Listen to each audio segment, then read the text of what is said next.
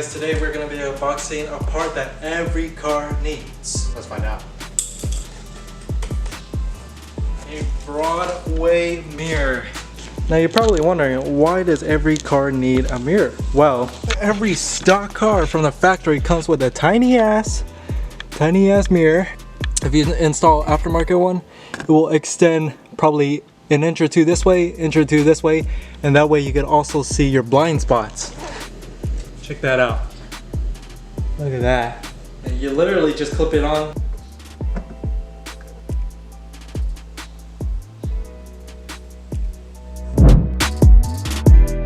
Yeah, that's a simple install, guys.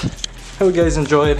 Make sure you give this video a thumbs up if you enjoyed, as well as subscribe. So, see you guys next time in the next one.